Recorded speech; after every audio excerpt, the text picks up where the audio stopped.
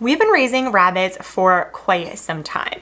When we kicked off our journey, we definitely did a lot of research on the type of rabbits that we wanted, but we didn't do too much research on all of the essential items that you need to have in order to be a good functioning rabbitry, as well as the supplies you might need just in their general lifespan.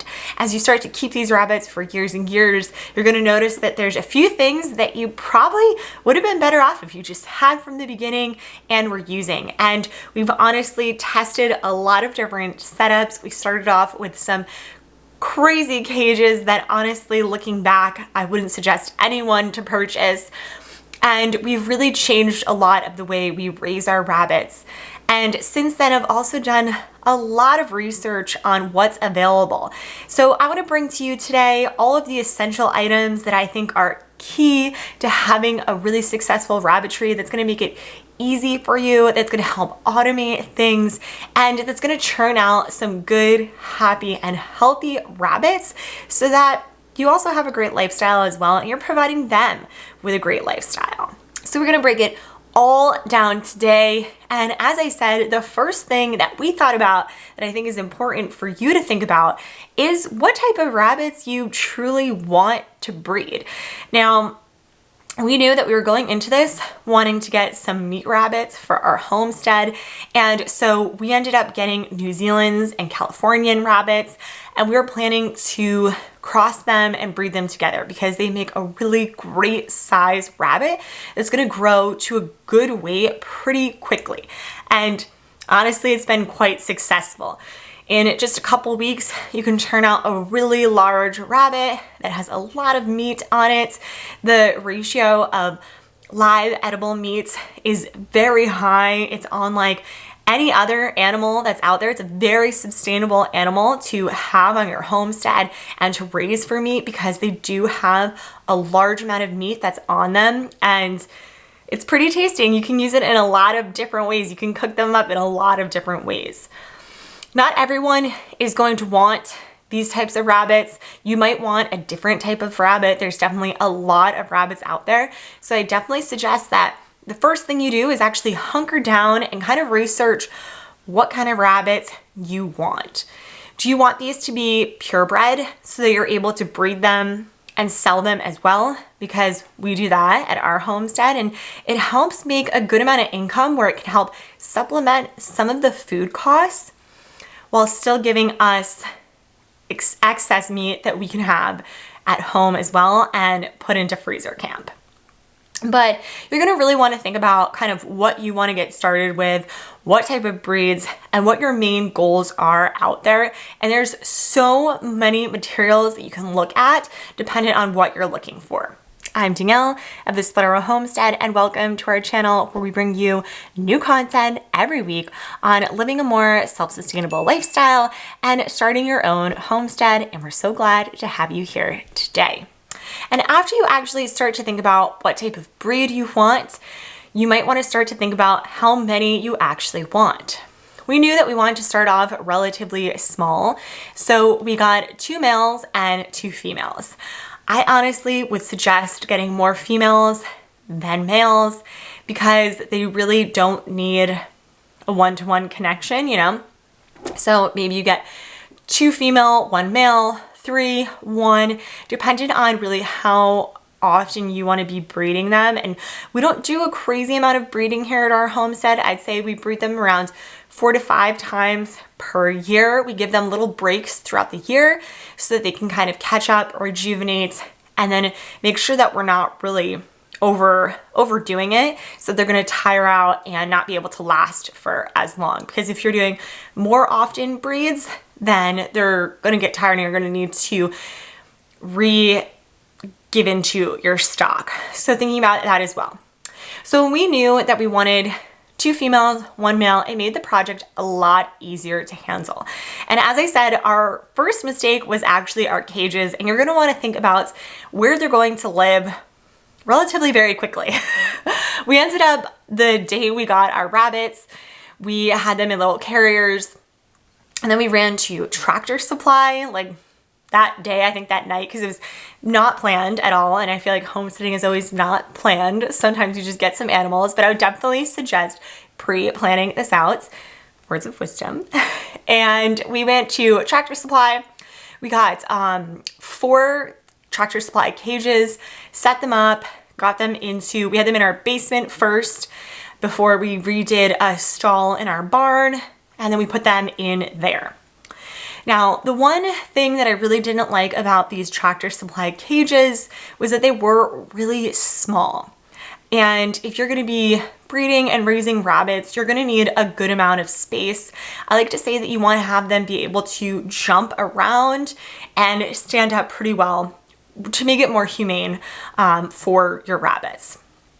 So we actually have gone a lot larger with our cages. We now actually got a cage from Pointer Rabbit Cages, and I'll link down their website down below. They're really great. You do have to build it, so it takes a lot more time, but it's gonna set your rabbits up way more successfully. And from there, I've actually learned about a lot more ways that you can cage your rabbits. You can do hanging cages, which I think are great because the manure will just drop onto the ground to make it really easy to clean up. You can do outdoor cages, especially in this type of setting, so all their droppings will just drop down.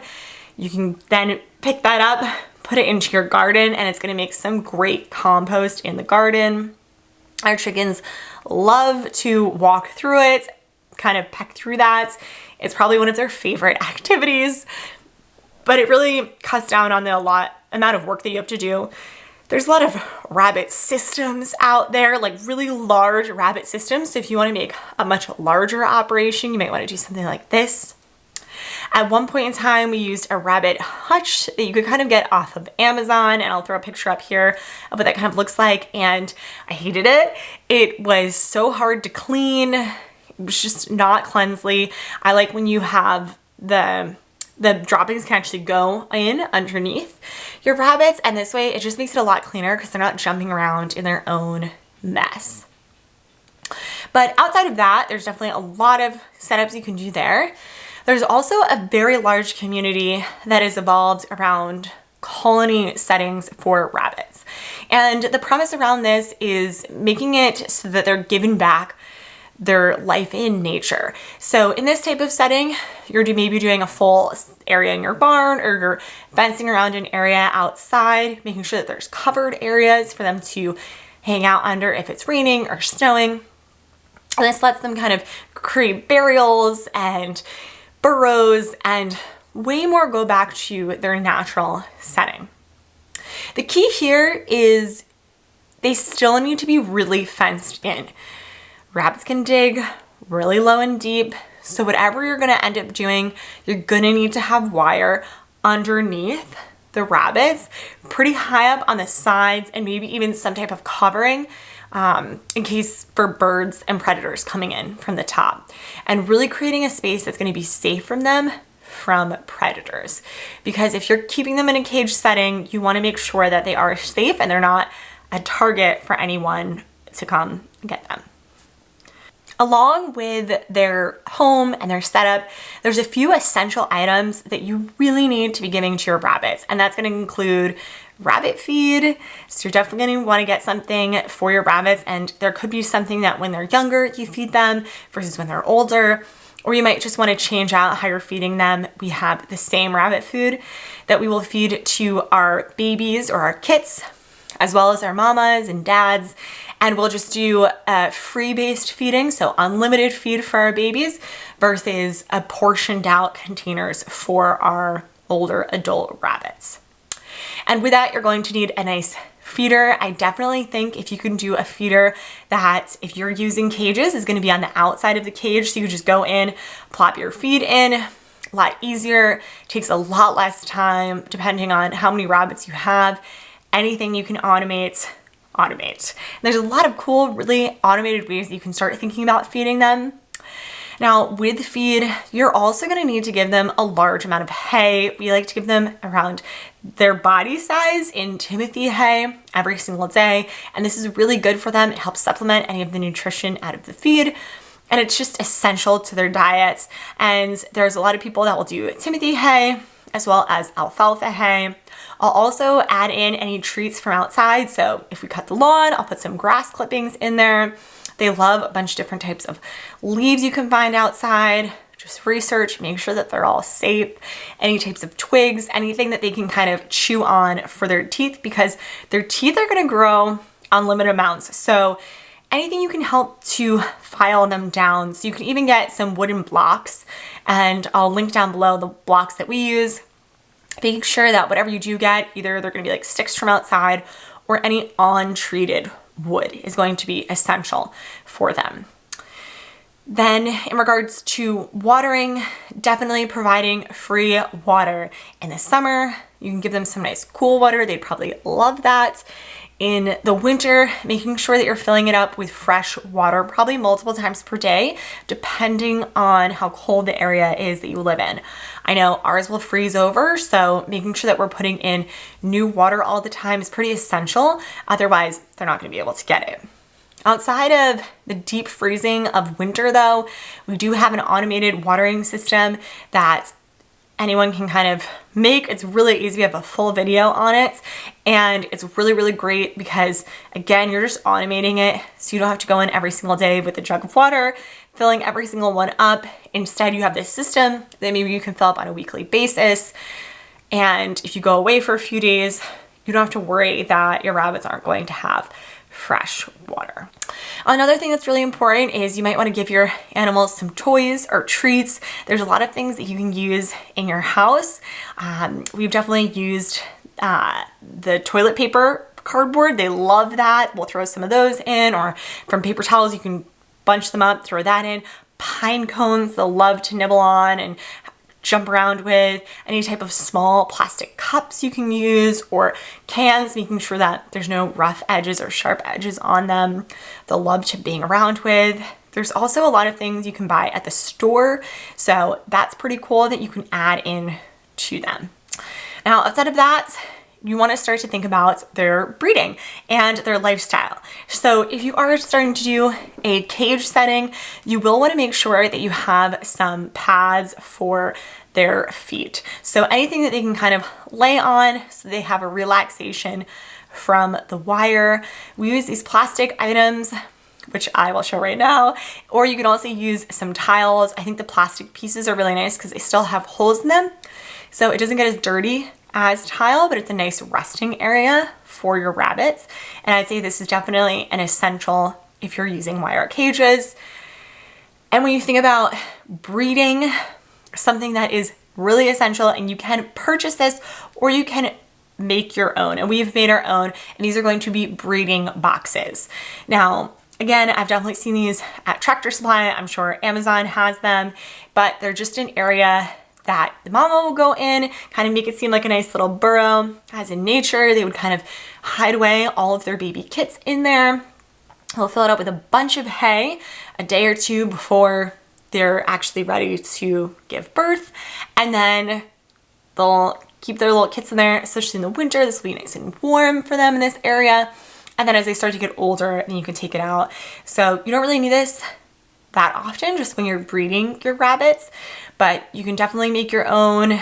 Just size it out towards size of your rabbit. If you have a bigger rabbit, you may want to make it a little bit bigger than if you have maybe a dwarf size rabbit. You don't need something as large. Our last set of essential items are going to be for rabbit care.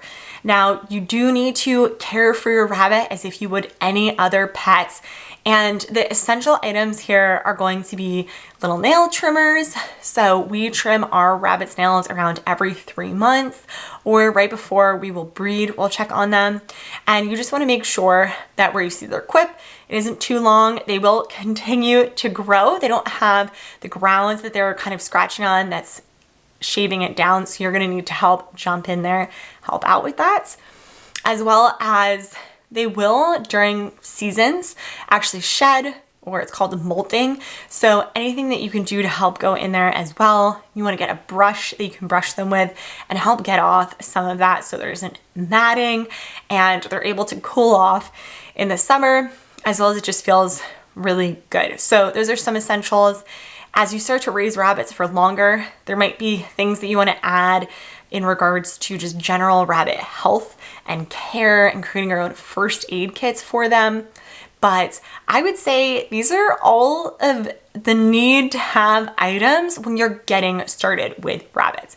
Your time with rabbits is going to be long, I'm sure, but getting started with these essential items, you're going to make it a lot easier on yourself. And if I could import any wisdom into you as you get started, automate. Automate as many things as you can. It's going to make your life easier.